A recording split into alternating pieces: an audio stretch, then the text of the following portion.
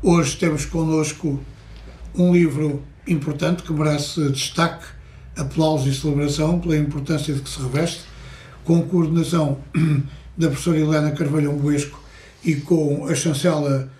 prestigiada e competente da editora Tinta da China. Temos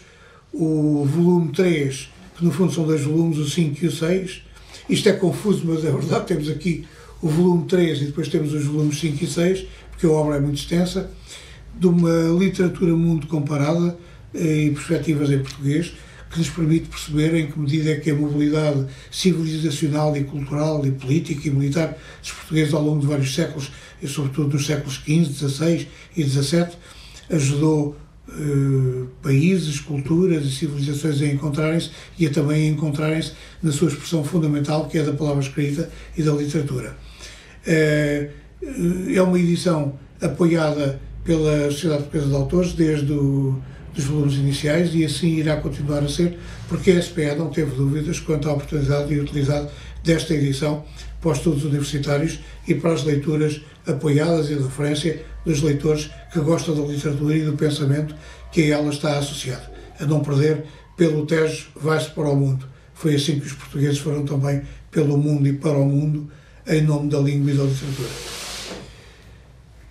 Falei nas viagens que os portugueses fizeram e por isso destaco agora com a chancela das edições Sílabo e com a autoria de Ricardo Ferraz, Grande Guerra e Guerra Colonial, custos para os cofres portugueses, que destaca um aspecto que é fundamental, que é o custo material, o custo financeiro, além do custo material, físico e humano que as guerras têm. Este livro fala-nos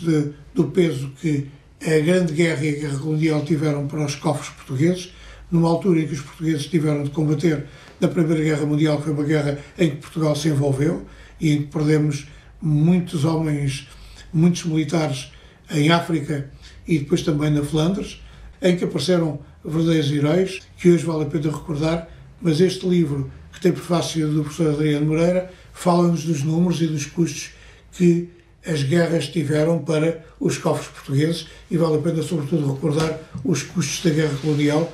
que se prolongou de 1961 até 1974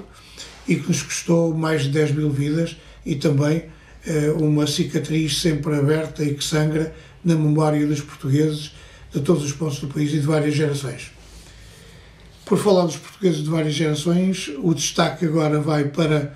dois livros com a chancela da Guerra e Paz, contos tradicionais portugueses, uma antologia, que vai do ladrão da mão cortada à menina fina, do menino sem olhos à esmola do diabo. É o mundo verdadeiramente encantado do imaginário português, em 55 contos que se leem e releem e se partilham de uma forma apaixonada, sobretudo aqueles que hoje, no contexto difícil da pandemia, estão em casa e ficam em casa. Também é um tempo para ler e para partilhar memórias interessantes e coletivas, como é dos contos tradicionais portugueses. Da mesma editora, como disse, da Guerra e Paz, temos mais um livro desta série de clássicos, O Crime do Padre Amaro, de Eça de Queiroz,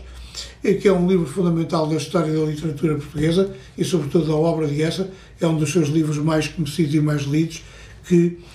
pede mais leitores e novos leitores, enriquecendo esta coleção, que já trouxe até aos leitores e a todos nós alguns dos grandes títulos e das grandes obras de toda a história da literatura portuguesa, uma história secular, intensa, profunda e diversificada, que vale a pena conhecer, porque conhecendo-a, conhecemos também a riqueza do nosso imaginário e da capacidade de o transformarmos em literatura, em livros inesquecíveis,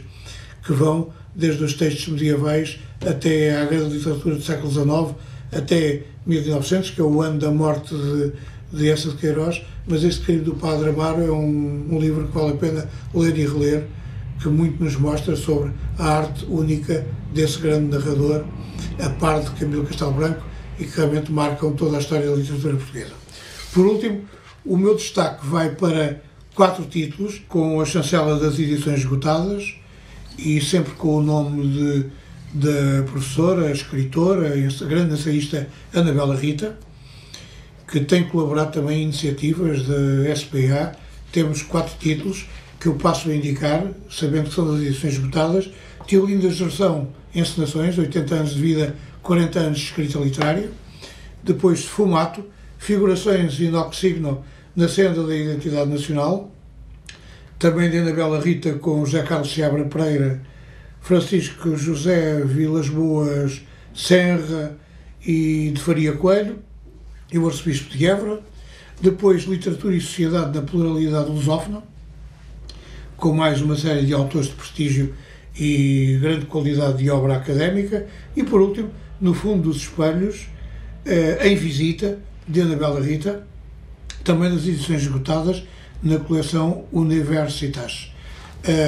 Livros importantes sobre literatura, a literatura contemporânea e outras ao longo dos tempos, que a Anabela Rita e os seus parceiros de obra, nesta série de 4 títulos, nos ajudam a descobrir e a aplaudir. 4 livros sobre literatura e a qualidade e a diversidade e a pluralidade de gostos e de temas que a literatura encerra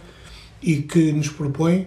livros para ler e para ter presente, sobretudo quando se gosta da literatura e de acompanhar aquilo que de perene e importante sobre ela se vai escrevendo. Aplauso para quem editou e uma sugestão de leitura que aqui fica lavrada, juntamente com a de Pelo Tejo Vais para o Mundo, livros que enriquecem o nosso imaginário cultural e o conjunto das nossas referências que devemos ter presentes a acompanharem-nos no ato da leitura e da descoberta das grandes obras literárias. Livros que vale a pena ter e ler.